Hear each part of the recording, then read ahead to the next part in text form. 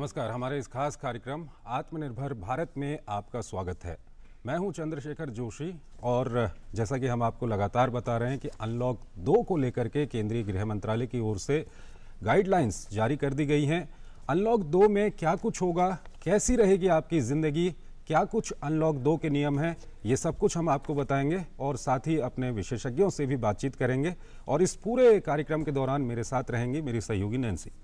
Thank you, Chandrasekhar. Yes, absolutely. We'll be discussing in the next 1 hour what the Unlock 2.0 guidelines really mean for all of us and how the life forward going on here is going to be like, as far as we're battling COVID-19 pandemic. And joining us to discuss that would be Mr. Dilip Chinoy, the Secretary General FICCI, and Shubhamoy Bhattacharjee, Senior Economic Journalist as well. They will be with us in the course of next hour to discuss more about the Unlock 2.0 guidelines. And of course, importantly, Prime Minister Modi is also going to be addressing the nation at 4 this afternoon. Well, of course, that will also be extensively covered here on Doordarshan News and DD India. But for now, we are going to be focusing on the Unlock 2.0 guidelines that have been issued recently. और आइए सबसे पहले आपको बताते हैं कि unlock 2 के दौरान क्या कुछ गाइडलाइंस केंद्रीय गृह मंत्रालय की ओर से जारी की गई हैं। हम आपको ग्राफिक्स के जरिए ये गाइडलाइंस बताने जा रहे हैं जो कुछ केंद्रीय गृह मंत्रालय की ओर से कहा गया है। ये आप देखिए, पहले से जारी घरेलू उड़ानों की संख्या का विस्तार होगा। अब रात 10 बजे से सुबह 5 बजे तक ही कर्फ्यू रहेगा। तो ये अनलॉक 2 के नए दिशा निर्देश हैं। रात को सिर्फ इंडस्ट्रियल यूनिट्स वाले वाहन का मूवमेंट होगा। ज़रूरी सामान वाले वाहनों, ट्रेनों, विमानों को रात में अनुमति दी जाएगी। उपलब्ध जगह के हिसाब से दुकानों में 5 से अधिक लोगों को अनुमति होगी। केंद्र और राज्य सरकारों के ट्रेनिंग संस्थान 15 जुलाई से शुरू हो सकते हैं। ये काफ़ी ज़रूरी है। स्कूल, कॉलेज और कोचिंग संस्थान अभी भी बंद रहेंगे 31 जुलाई तक। और वंदे भारत मिशन के तहत जो उड़ानें चल रही हैं उनकी संख्या बढ़ाई जाएगी। मेट्रो रेल ये अभी भी बंद रहेगा। Cinema hall, gym, swimming pool, मनोरंजन पार्क, थिएटर, बार अभी भी बंद रहेंगे। ऑडिटोरियम, असेंबली हॉल और ऐसी ही अन्य जगहें बंद रखी जाएंगी। सामाजिक, राजनीतिक, खेल, मनोरंजक, धार्मिक कार्यक्रम, इन पर रोक रहेगी। 31 जुलाई तक कंटेनमेंट जोन में लॉकडाउन जारी रहेगा, यानी कि वहां किसी तरह की कोई छूट नहीं दी जाएगी। और ये काफ़ी ज़रूरी है आप सबके लिए। आरोग्य सेतु ऐप को डाउनलोड करना काफ़ी ज़रूरी है। तो ये हम आपको लगातार बता रहे हैं कि पहले से जारी जो घरेलू उड़ानें हैं उनकी संख्या बढ़ाई जाएगी। और रात के समय क्या होगा, इंडस्ट्रियल यूनिट्स वाले वाहनों का मूवमेंट होगा। ज़रूरी सामान वाले वाहनों, ट्रेनों, विमानों को रात में अनुमति दी जाएगी। और दुकानों में 5 से अधिक लोगों को अनुमति होगी, लेकिन उसके लिए जगह ज़्यादा होनी चाहिए। केंद्र और राज्य सरकारों के ट्रेनिंग संस्थान 15 जुलाई से शुरू हो सकते हैं। ये काफ़ी ज़रूरी है। स्कूल, कॉलेज और कोचिंग संस्थान अभी भी बंद रहेंगे 31 जुलाई तक। वंदे भारत मिशन के तहत जो उड़ानें चल रही थी उनकी संख्या बढ़ाई जाएगी। मेट्रो रेल, बड़े शहरों की अगर बात करें तो अभी भी बंद रहेगी। Cinema hall, gym, swimming pool, मनोरंजन पार्क, थिएटर, बार ये सब बंद रहेंगे। ये सब वो जगह हैं जहाँ पर ज़्यादा लोग इकट्ठा होते हैं। सामाजिक, राजनीतिक इस तरह के जो कार्यक्रम हैं उन पर भी बंदिश रहेगी।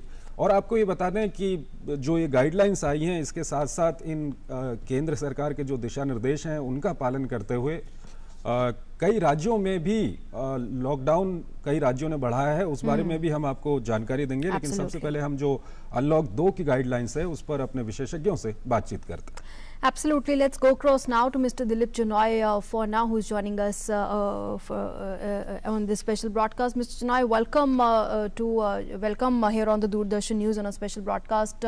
Mr. Chinoy, your first comments here as far as the Unlock 2.0 guidelines that have been issued recently. Of course, the aim being at the phased reopening. What would you say about these relaxations that have been given that will come into effect now from tomorrow? Thank you, Nancy, for that question. I think if you look at the previous Unlock 1 that was actually announced earlier, it had 3 phases. And the first phase was to end on the 30th of June and the next phase was to begin thereafter. So the announcements today are in line with what was actually mentioned in the Unlock phase 2. and it will serve to do three things. The first thing is that it will demonstrate that there is continuity in the announcement and there is a actual plan in place to go to the full lockdown and to ensure livelihoods, at the same time protect lives. So that is the first message, that there's continuity in the whole thing going forward. Second, this notification which was issued by MHA has a very interesting line. While you had mentioned in your briefing that certain things like schools and colleges, gyms, swimming pools, etc. are closed, but there is a line which was not there earlier, that these activities also would be reviewed in the interim. If you notice that last time when the notification was issued, there was a doubt about domestic flights. But then, the Ministry of Civil Aviation and MHA discussed, and they opened the domestic flights in a much larger way, and the states had given their own quarantine. So the second thing is it actually provided for a kind of a phasing out of the current restrictions even before lockdown phase 3. And the third is that although it was not mentioned in the earlier report, they have reduced the amount of curfew time and increased the amount of time that is available for normal economic activity from 5 a.m. to 10 p.m. So it has actually done three things, and this has also been done with the idea, you mentioned about the shops, because with summer and monsoons coming, it is very difficult to have people standing outside the shop keeping distances. Sure. So they have actually addressed that issue going forward. So it provides clarity. It gives again, the phase starts tomorrow, so it gives you 1 or 2 days to actually prepare going forward.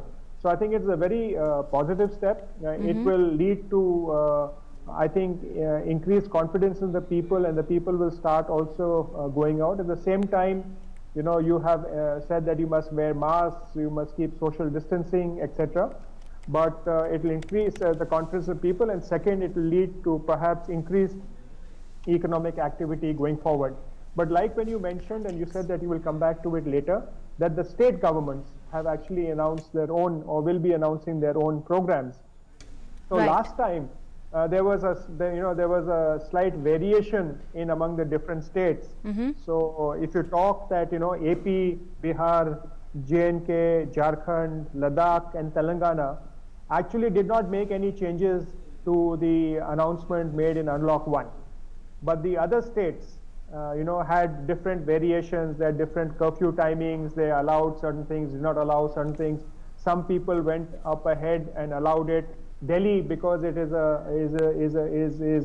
badly impacted, has not allowed the hotels and other things to open and banquet Sure. facilities to open. So a lot depends on how the states respond, and collectively, what the whole economic, the whole lockdown or Unlock 1 or Unlock 2, Unlock 1 phase 2 scenario across the country is. But it's a very positive direction. You are maintaining continuity. The message is clear. While we want to protect livelihoods, while we want to ensure that all the medical facilities are in place and treatment is possible, we have to go on increasing and getting back to normal as quickly as possible. Right. बिल्कुल शुभमय भट्टाचार्य जी हमारे साथ जुड़ गए हैं, वरिष्ठ पत्रकार हैं, उनसे भी हम बातचीत करेंगे। शुभमय, अगर हम देखें जो गाइडलाइंस आई हैं, साथ ही साथ आपको एक अच्छी खबर भी मैं बताऊं कि भारत ने जो कोरोना वैक्सीन है वो डेवलप कर ली है, उसको ह्यूमन ट्रायल के लिए सरकार की ओर से मंजूरी दे दी गई है। और पूरे देश का अगर हम सिनेरियो देखें तो अब कुछ पॉकेट्स बच गए हैं जहां पर कोरोना का संक्रमण ज़्यादा है, उनको आइडेंटिफाई कर लिया गया है, उनको कंटेनमेंट कर लिया गया है। तो इस सब के बीच अब जो ये गाइडलाइंस आई हैं, इसमें ज़रूर जहां पर ज़्यादा भीड़ होती है, जैसे स्कूल है, उसके अलावा कई सारे कार्यक्रम हैं, उनको रोका गया है। लेकिन उसके अलावा अगर हम मेट्रो को छोड़ दें और कुछ परिवहन को, जो आम परिवहन है, उसमें भी काफ़ी सारा परिवहन अब चलने लगा है। अगर मेट्रो को छोड़ दें या कुछ जो अंतर्राष्ट्रीय उड़ानें हैं उनको छोड़ दें, तो लगभग ये कहा जा सकता है कि जो ज़िंदगी है वो कहीं ना कहीं अब पूरी तरह से पटरी पे आ गई है। उसको पटरी पे लाने की जो पूरी कोशिश हुई थी उसमें अब सफलता प्राप्त कर ली गई है। इस सब के बीच आप किस तरह से इस गाइडलाइंस को देखते हैं, जो गाइडलाइंस कल आई हैं, और इसका कितना फ़ायदा खासकर उन लोगों को जिनको फ़र्क पड़ा था लॉकडाउन का, अब उनको होने जा रहा है? देखिए, होम मिनिस्ट्री का कल जो गाइडलाइंस आया है, उस गाइडलाइंस में एक चीज क्लियर है कि उसका भरपूर चेष्टा यह है कि लोगों को अपने अर्थनीतिक जितने सारे काम हैं, सारे कामकाज में लोग जुट जाएं, लेकिन साथ में ये समझ के और संभल के चले कि कहीं पे भीड़ ना पड़ाए और सोशल डिस्टेंस मेंटेन करते हुए अपने कामकाज को सही ढंग से करें। इसमें एक बहुत बड़ा, अब देखिए सरकार ने शुरुआत में जब लॉकडाउन किया था या बाद में भी, तो जिन जिन जगहों पे प्रतिबंध लगाया जा सकता था उन पे लगाया गया था कि भीड़ का संभावना कम हो। ये एक बहुत बड़ा इंपॉर्टेंट चीज था।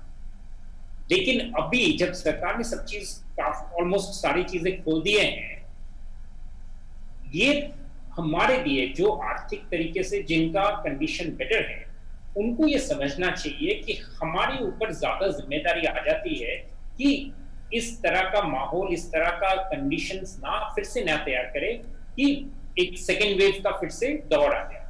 वो इसलिए क्योंकि अभी भी दो चीजों पे हम अभी भी पूरी तरह से काबू नहीं कर पाए हैं और अलाउ नहीं कर पा रहे हैं। एक जिसका आपने जिक्र किया मेट्रो रेल, और दूसरा रेल में भी, रेल जो इंटरसिटी रेल है उसमें भी अभी भी मतलब काफी प्रगति हुआ है, लेकिन अभी भी वो पूरी तरह से पटरी पे नहीं आया है।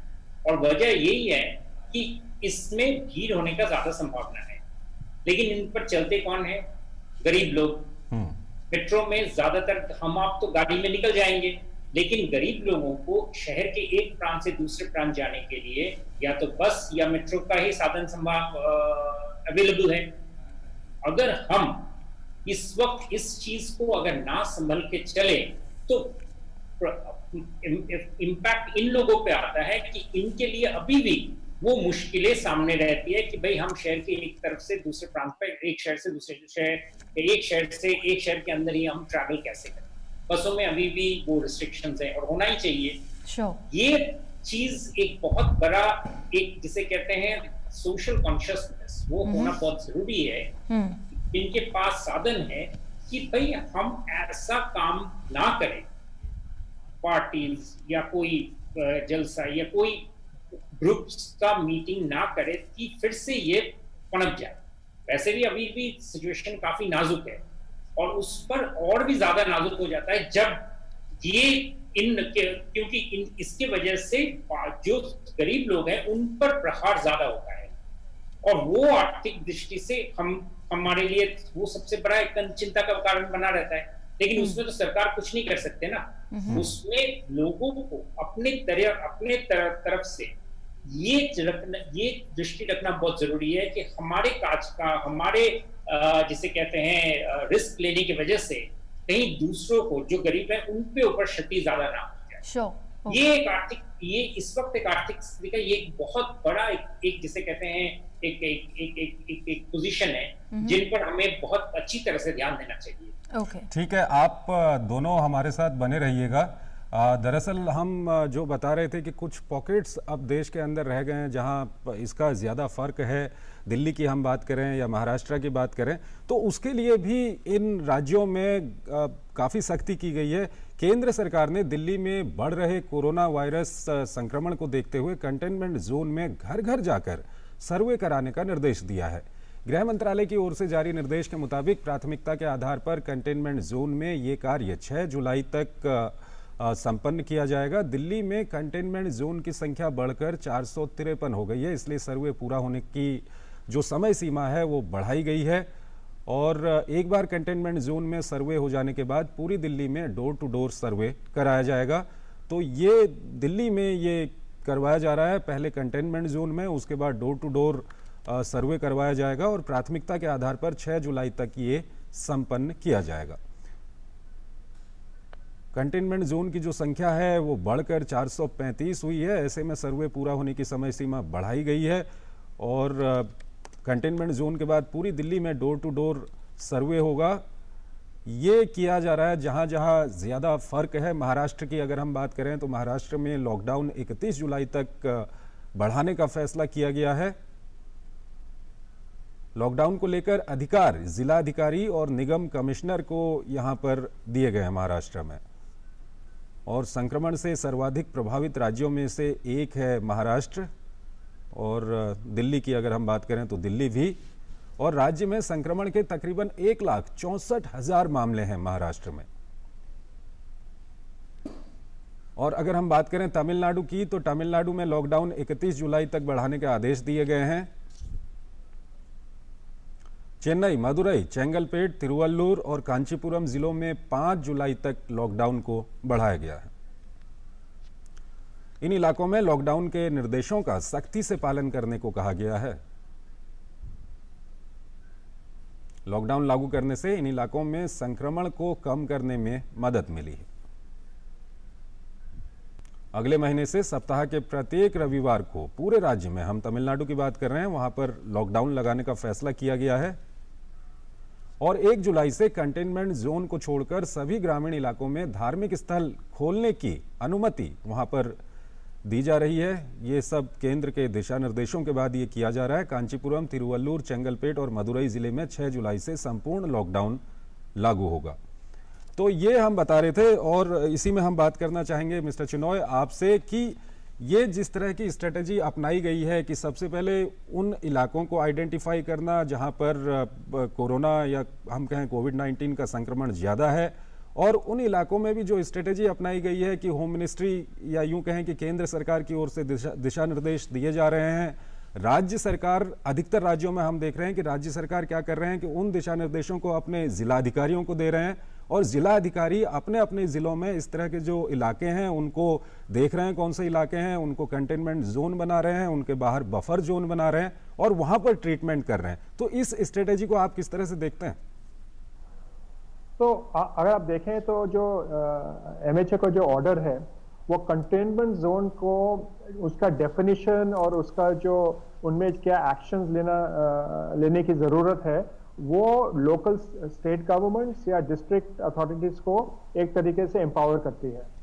तो पहले क्या था कि एक पूरा डिस्ट्रिक्ट जो था उसको हम कंटेनमेंट जोन किए थे। लाइक दिल्ली में अगर आप तरीके से देखें तो अगर वो डिस्ट्रिक्ट है तो पूरा दिल्ली एक कंटेनमेंट जोन हो जाता और कंटेनमेंट जोन के जो भी सारे रिस्ट्रिक्शंस थे वो पूरे दिल्ली में लागू हो जाते, बसेस नहीं चलते, शॉप्स नहीं खुलते वगैरह वगैरह।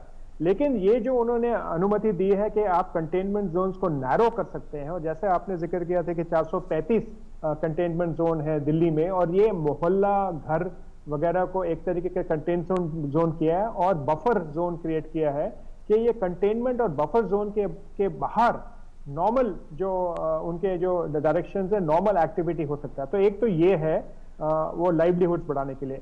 दूसरा जो है ट्रेसिंग, ट्रैकिंग और ट्रीटिंग, ये जो 3 चीज है, ये क्योंकि कंटेनमेंट जोन्स में आप सबको कैसे ट्रेस करें जो कैरियर्स हैं, जो इन्फेक्टेड हैं, और उनको कैसे एक उनको कंटेन करें। और वो जो आरोग्य सेतु का जो उन्होंने जिक्र किया था जो नोटिफिकेशन में, ये एक बहुत इंपॉर्टेंट कदम है। कई लोग कहते हैं कि दिल्ली में नंबर कम इसलिए दिखाई जा रहे हैं क्योंकि टेस्टिंग नहीं हो रहा है। तो अभी जो कंटेनमेंट जोन में टेस्टिंग कर रहे हैं और डीप टेस्टिंग कर रहे हैं, उससे साफ सामने आएगा कितने लोगों का इन्फेक्टेड है, कितने लोगों ये है।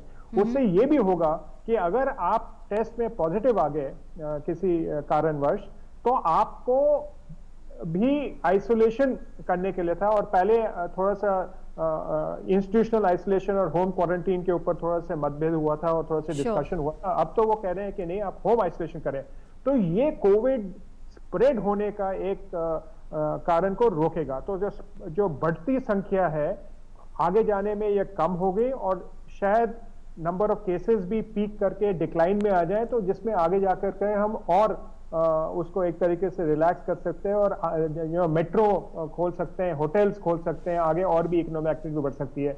लेकिन ये जो नीति बनाई है कि कंटेनमेंट जोन्स में टेस्टिंग बढ़ाई जाए और ट्रैकिंग की जाए और उनको आइसोलेशन में दे, एक बहुत इंपॉर्टेंट नीति। और जैसे सुकुमाई ने भी कहा था कि हम हर व्यक्ति को, हर सिटीजन को एक तरीके से एक रिस्पॉन्सिबिलिटी बन जाती है कि वो अपने आप में जो कदम उठा सकता है, या मास्क पहनने का, या सैनिटाइजेशन का, या सोशल 2 गज की दूरी मेंटेन करने का, अगर वो इन नियमों को खुद पालन करें और कोई भी अगर सिम्टम हो तो तुरंत हॉस्पिटल में जाकर के मेडिकल एडवाइस ले, और अगर टेस्ट करवाना है करें, तो हम सब मिल करके इस कोविड-19 को फैलने में काफी रोक सकते हैं, और आगे जाकर के जो जनजीवन है वो सामान्य हो सकता है, और मास्क, सोशल डिस्टेंसिंग और सैनिटाइजेशन के साथ। Okay, Mr. Chenoy, you know, of course, after these guidelines have been issued, they have, of course, been taken in consultation with the states and the union territories, in extensive consultation. But what would you say as far as you know, states where cases, there have been more cases like Delhi and Maharashtra? So how important are these guidelines going to be in these 2 states in specific, and what more should be done at these 2 places? I think if you look at the directions, they're fairly clear, and you know, in your brief introduction to this segment, you also talked about Tamil Nadu. So there are certain hotspots in the country. If you look at West Bengal and Assam, they've also announced additional steps in those states. So this notification empowers states to take additional steps that will help in preventing the spread of COVID. And that is a very, very positive step. And if the states actually look at narrowing the containment zones, looking at the formula of identification, testing, tracking, and treating the COVID patients, and their whole status actually revolves around that, then collectively we will be able to fight the spread and expansion of COVID-19 across the countries, because you know, it is only very few states, I think 7 or 8 states, that account for 85 to 87% of the total infection. And if you look at the metros, right, initially last count there were 15 metros which accounted for large number of the significant number of the people who were infected and who were active cases. So if we are able to, you know, do special things here to contain it, it will be good. But we have to narrow containment zones. We can't have district as containment zones. We have to look at wards or mohallas or houses, and we have to tightly contain them. We have to restrict the activities within the containment zones, restrict the movement of people in and out, create these buffer zones going forward, and ensure that otherwise normal economic activity can actually continue. There are some questions into why some states have also not allowed the hotels and the others to operate, but I think that is, and the feedback that we are getting is that perhaps they feel that the hotels may be required in emergency to act as, you know, isolation centers or the spread become, and they will take a graded decision going forward. Okay. Some people, depending on the nature of the shopping complexes, have said alternate days, have said other things. Those are local things, but I think as we go along, as the fear reduces, and as they believe that if we can keep the SMS, which is sanitization, mask, and social distancing thing going, then you will see more states and districts opening up. And I think everybody has to work together for the unlock phase 2 and 3 to go forward as planned and return to normal economic activity in the given circumstances as early as possible. Okay. Mr. Chenoy, so what would you say, how important is this phase of reopening? This is phase 2 of the 3-phase process, because, you know, we have the twin challenge of course, making sure that the number of cases do not rise, even as there is some encouraging news that the recovery rate is increasing. And you know, on the other side also resuming a near normal life, near normal economic activity as well after these months of lockdown of battling COVID-19 pandemic.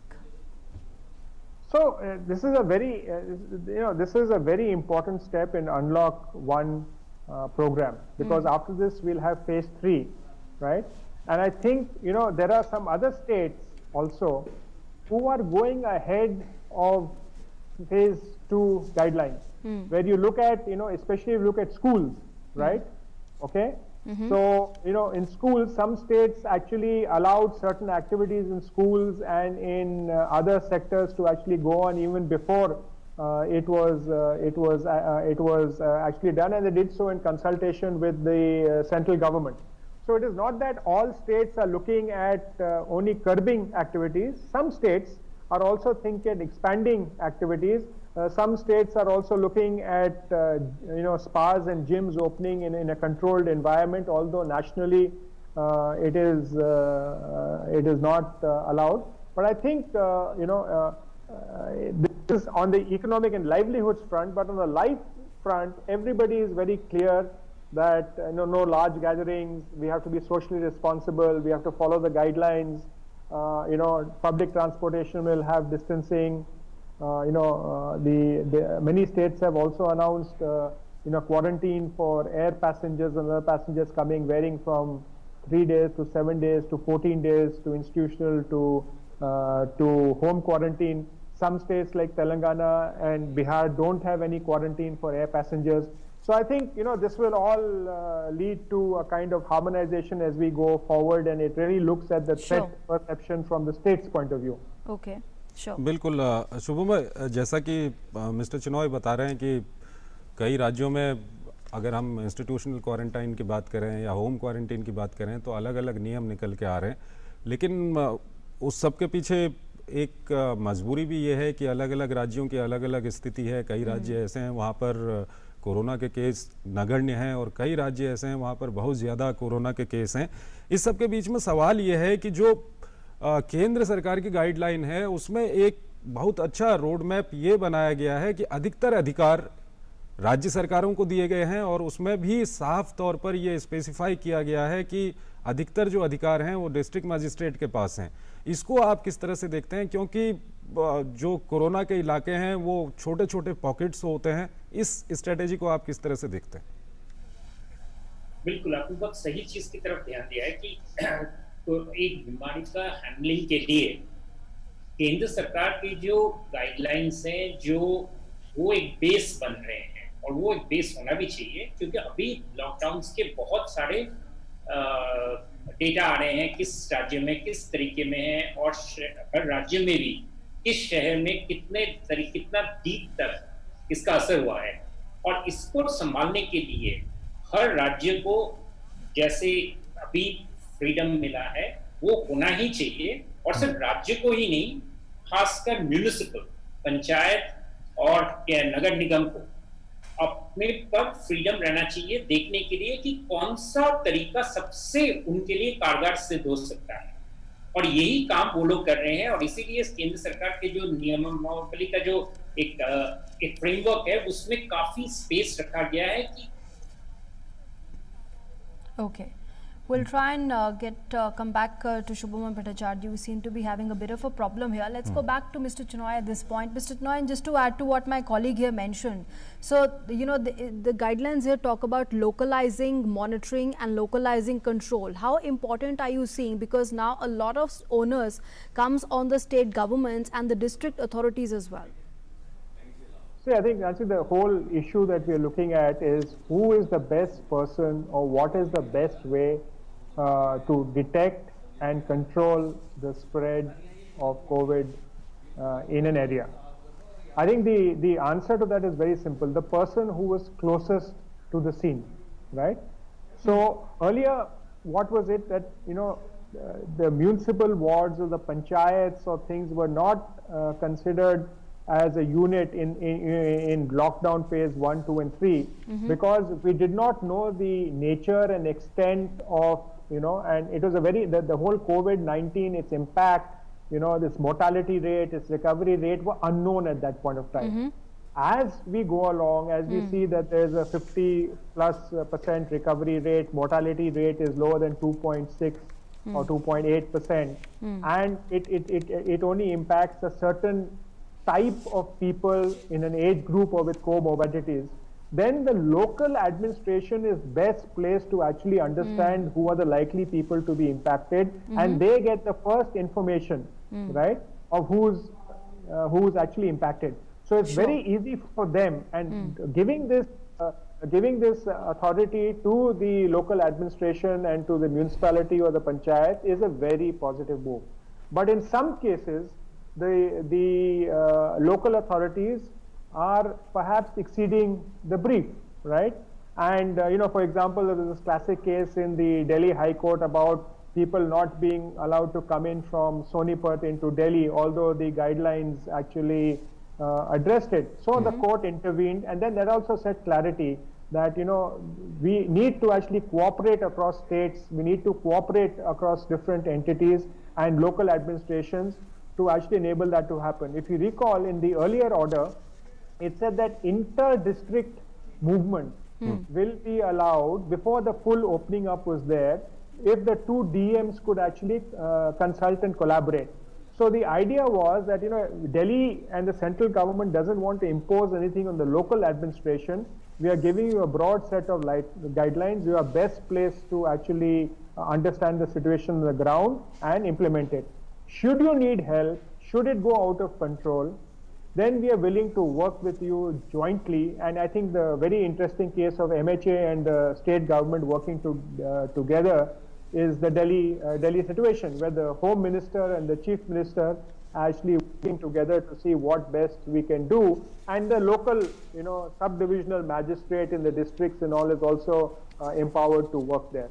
So this is the right way to go about, but then we need a mechanism and a system. If local people are kind of exceeding their brief, we need to be able to have a consultation mechanism to ensure that, we ensure that it is uniformity across different areas and places don't stand out because of a decision taken by a local person. Sure. Mister Chinoy, जो आप कह रहे हैं वो बात सही है, लेकिन अभी की जो नई गाइडलाइंस आई है उसमें हम देखें तो शायद उसके लिए अब कोई उतना स्पेस इसमें है नहीं, क्योंकि इसमें लिखा गया है कि however there shall be no restriction और inter state and intrastate movement of persons and goods including those for cross land border trade under treaties with neighbouring countries. No separate permission approval e permit will be required for such movement. Mister Chinoy, ये तो पहले ही से था. ये जो clause था ये शुरू से था. शुरू से ये पहले तो था कोई इंटरस्टेट गुड्स मूवमेंट के ऊपर कोई पाबंदी नहीं होगी और खाली ट्रक्स आने की भी वापस की कोई पाबंदी नहीं होगी. लेकिन जो इंटरप्रिटेशन हो रहा था डिस्ट्रिक्ट लेवल पे और स्टेट लेवल पे, आप देखें तो ये अलग अलग इंटरप्रिटेशन हो रहा था. तो मेरे ख्याल से होम सेक्रेटरी ने कम से कम 15 या 20 चिट्ठी लिखी है चीफ सेक्रेटरीज और लोकल को इसी विषय पे. तो अब जैसे जैसे लोगों के समझ में आ रहा है, ठीक है, ये लोकल डिस्ट्रिक्ट एडमिनिस्ट्रेशन इसको एक तरीके से लागू कर रहा था. अभी देखिए जो अभी गोवा और महाराष्ट्र. ठीक है मिस्टर चिनॉय, मुझे लगता है इस बार स्थिति थोड़ा पहले से साफ है और हम थोड़ा सा अपने जो बातचीत है उसको आगे बढ़ाएं, क्योंकि हम जिस कार्यक्रम के तहत बातचीत कर रहे हैं वो कार्यक्रम है आत्मनिर्भर भारत का. और मिस्टर चिनॉय, जिस तरह से आपने देखा कि एक बिल्डअप हम देख रहे हैं LAC पर हो रहा है और दूसरा जो देश के अंदर बिल्डअप किया गया पिछले 3-4 महीनों में डिस्ट्रिक्ट लेवल तक जाके या उससे भी माइन्यूट लेवल पे जाके कोविड केयर सेंटर खोले गए, कोविड डेडिकेटेड हॉस्पिटल खोले गए, वेंटिलेटर्स या कई सारी ऐसी ज़रूरत की चीज़ें थी जो उन जगहों तक पहुंचाई गई. ये जो तैयारी पहले हमने देखा कि कई सारे स्टेट गवर्नमेंट इस तरह की, हम नाम किसी का नहीं लेना चाहते हैं, इस तरह की बात भी आई कि गाइडलाइंस जारी की गई, स्टेट गवर्नमेंट जो है उसका पालन नहीं कर रही थी, वहां पर कोरोना के केस बढ़ गए. लेकिन इस तरह का जो बिल्डअप बनाया गया पिछले 2-3 महीने में और पूरे दिल्ली से लेकर के अगर हम कहें कि एक बहुत दूरस्थ इलाके का कोई ज़िला है, उस ज़िले का एडमिनिस्ट्रेशन से लेकर के वहाँ का जो स्वास्थ्य महकमा है वो तक समझ गया कि क्या कुछ कोविड-19 है और कोविड-19 केयर सेंटर वहाँ पे खोले गए, कोविड-19 डेडिकेटेड हॉस्पिटल खोले गए. तो इस बिल्डअप को आप किस तरह से देखते हैं, नंबर एक. और दूसरी चीज़, आगे आने वाले समय के लिए हम क्या कुछ सबक ले सकते हैं इस तरह का जो हमने किया है जिसमें हमको सफलता मिली है? तो जैसे आपने बताया कि पहले तो पहले जो जनता कर्फ्यू होता, मेरे ख्याल वो 22 मार्च पे होता और लॉकडाउन होता 24 मार्च को.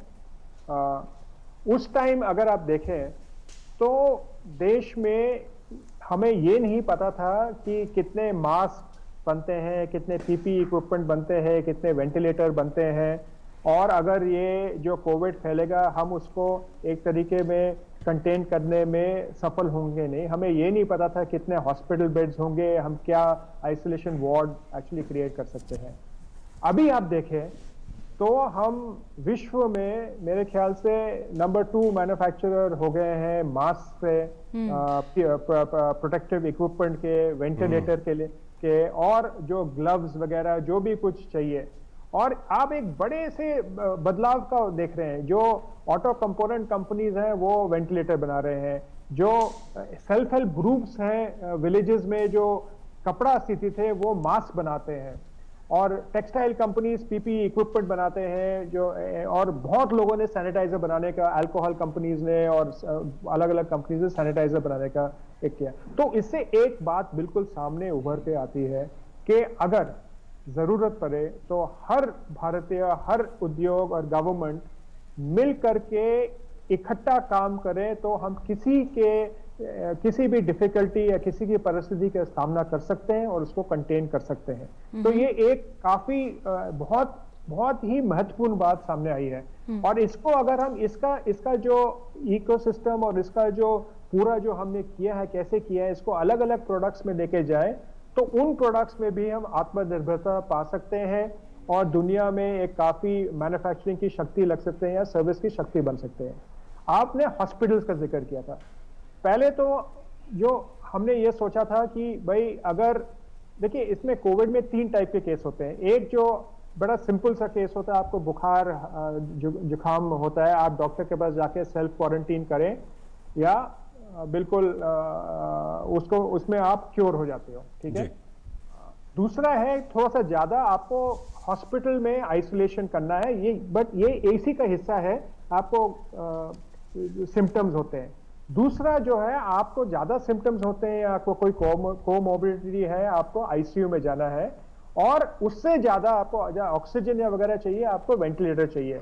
जो वेंटिलेटर के थे वो मेरे ख्याल 6% या 7% केसेस थे ओवरऑल जाकर के। तो इसमें फिर क्या हुआ कि सब राज्य ने और सेंटर ने अपने आप में एक मदभाल की, पीएम केयर्स फंड से भी पैसा दिया गया कि आप जैसे आपने जिक्र किया कि हर देश के हर कोने में जहां पे ये है वहां पे ऐसे व्यवस्था किए जाए क्वारंटीन की, हॉस्पिटल बेड्स की, वेंटिलेटर्स की, आईसीयू की, कि अगर वहां पे ज्यादा संख्या में लोग की कोई इन्फेक्शन हो तो उनको देखभाल किया जा सकता है। ये एक बहुत ही इंपॉर्टेंट कदम है क्योंकि इस पैंडेमिक के पहले हमारे मिस्टर चिन्नो, इसमें इसमें एक बहुत जरूरी एक सवाल आता है कि अगर हम हेल्थ की बात करें, हेल्थ हमारा कोई केंद्रीय सब्जेक्ट तो है नहीं, ये स्टेट का भी सब्जेक्ट है। तो दरअसल सवाल ये है कि आगे आने वाले समय के लिए क्या कुछ इस तरह का कोई सिस्टम डेवलप किया जा सकता है कि जिस तरह का कॉपरेशन अभी हमने देखा है स्टेट के बीच में, सेंटर के बीच में, या दूसरी एजेंसीज, दूसरे जो इवन एनजीओज के बीच में, उस तरह का कोई एक सिस्टम तैयार किया जा सकता है?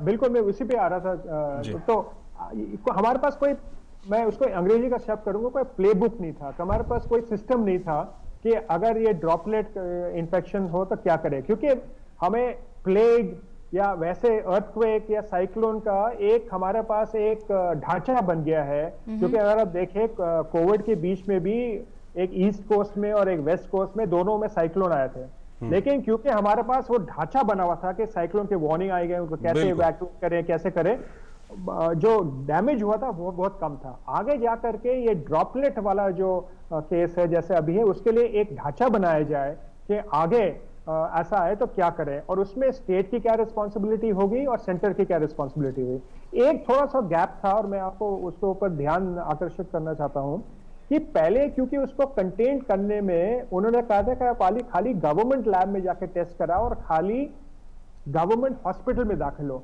ये कोई प्राइवेट हेल्थ केयर के अगेंस्ट नहीं था, क्योंकि इसका ये था कि क्योंकि अगर गवर्नमेंट हॉस्पिटल या गवर्नमेंट टेस्टिंग लैब में जाएंगे तो हमें आंकड़ों का सही नंबर मिलेंगे, क्योंकि प्राइवेट हॉस्पिटल के उस टाइम कनेक्टेड नहीं थे। तो ये थे, और आगे जा करके पिछले 2-3 महीने में प्राइवेट सेक्टर टेस्टिंग भी शुरू की है। एक तरीके से अलग अलग स्टेट्स ने प्राइवेट सेक्टर हॉस्पिटल्स को भी इन्वॉल्व किया है, लेकिन अभी भी वो ढांचा ठीक से बना नहीं है क्योंकि अलग अलग स्टेट्स ने अलग अलग दाम दिए हैं।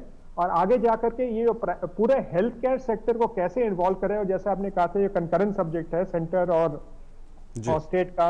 और सेंटर ने ये जो आत्मनिर्भर भारत पैकेज में एक सोशल हेल्थ केयर के लिए एक गैप फंडिंग का भी एक ऐलान किया था। उसको मेरा 30,000 करोड़ का एक पैकेज दिलाया गया है कि आप सोशल इंफ्रास्ट्रक्चर को कैसे बढ़ाएं, और हेल्थ केयर एक्सपेंडिचर आगे जाकर के हमारा ये मानना है कि एक्सपैंड करेगा, और आगे जाकर के हम ऐसे पैंडेमिक्स को एक काबू पाने में काफी सफल होंगे और शायद दुनिया के लिए एक मिसाल भी बन जा सकते हैं। Okay.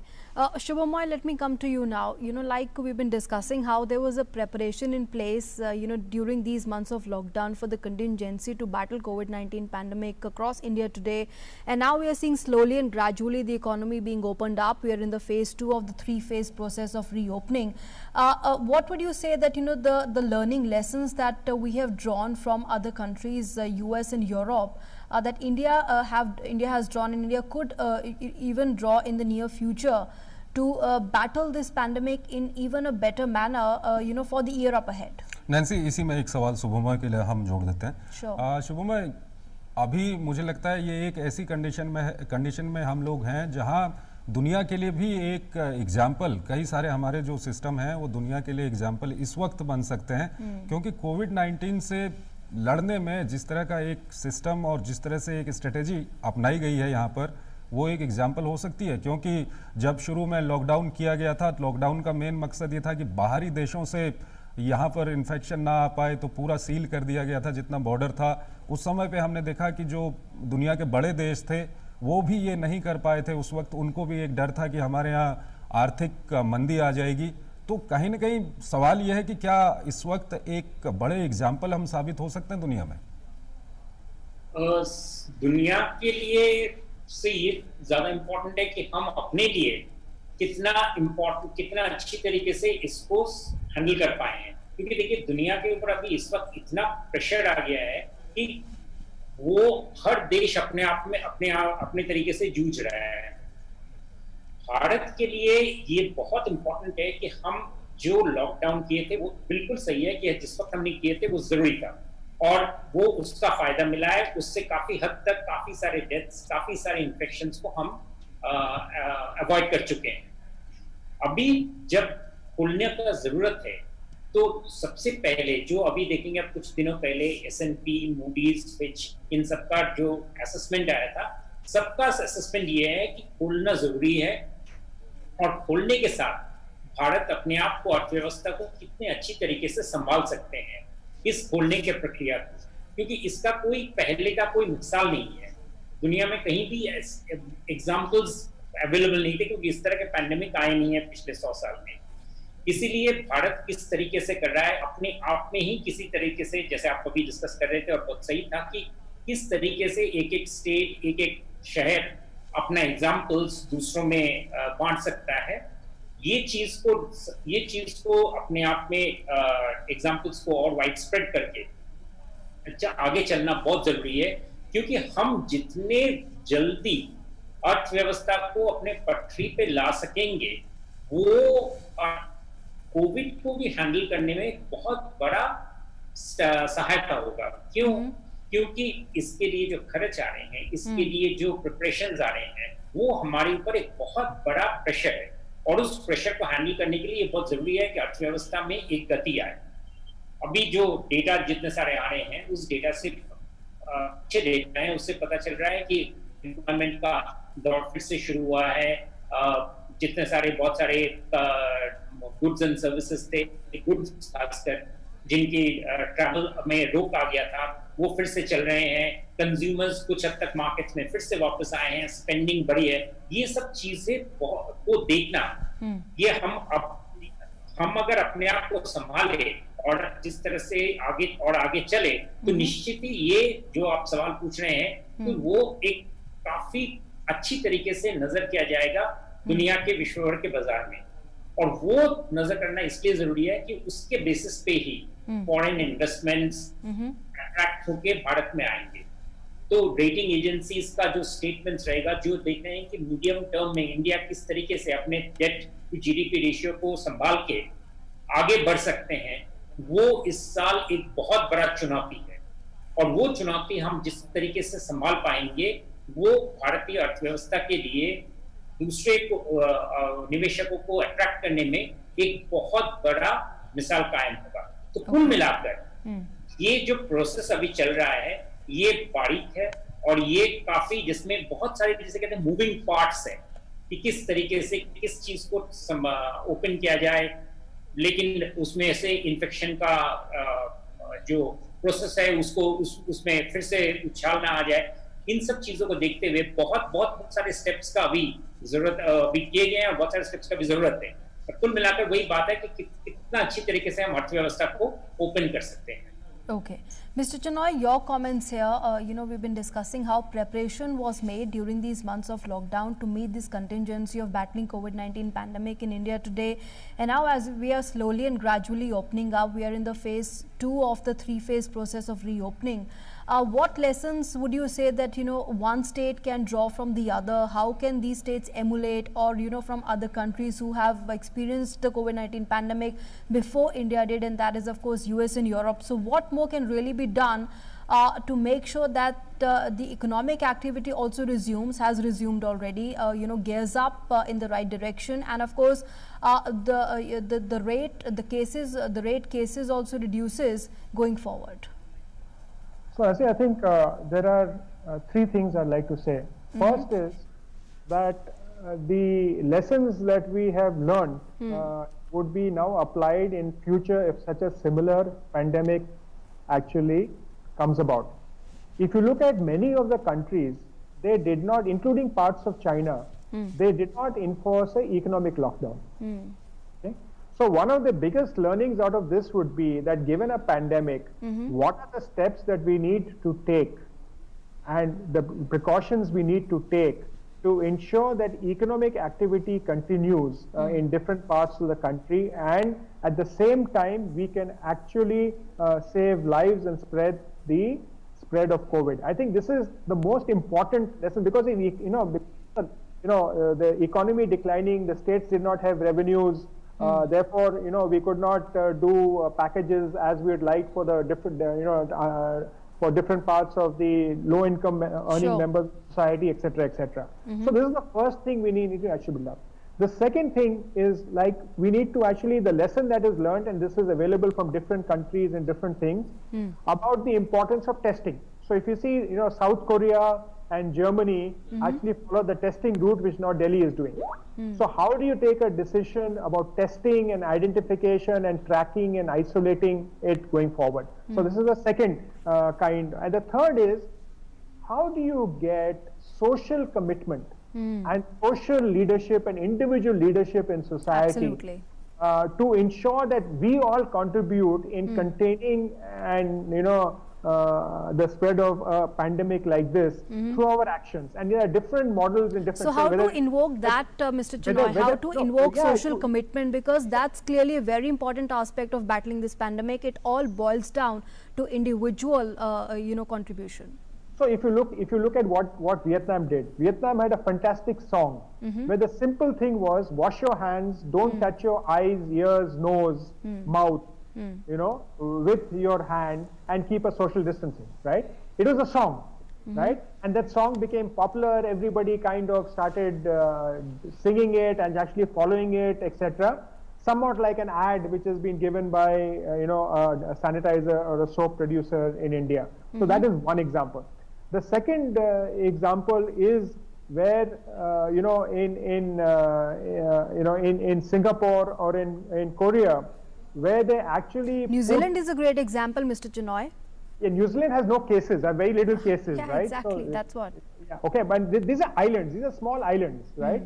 Okay, I mean, so I think this is, and the population is also very small, and Australia also has managed to control it, and they've created an air bubble between Australia and New Zealand and allowing air traffic there. So that's a nice example, and I think the Civil Aviation Minister, Mr. Hardeep Singh Puri, also mentioned about creating air bubbles in India and following. So that's another best practice that we can actually follow. And then, the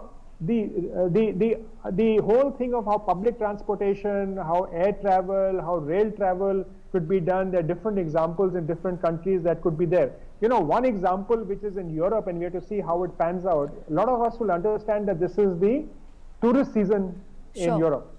Now, if Europe had not opened up now for August, the entire tourism industry and national economies would have been crippled, right?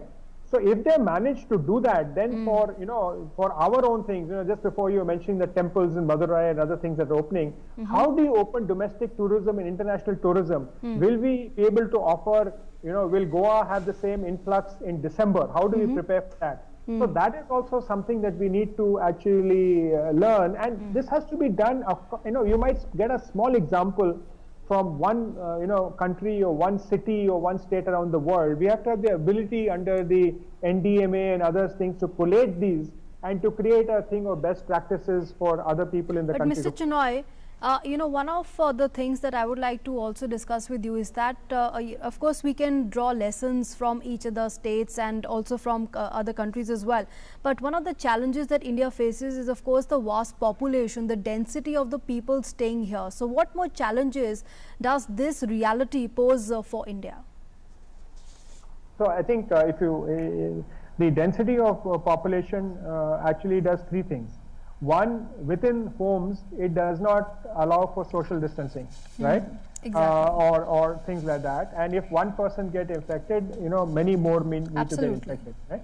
But then the challenge is, as a family, if we don't have space, or as a people staying together, if we don't have space, then how do we collectively behave like a family? If one of us gets it, how do we self-isolate ourselves?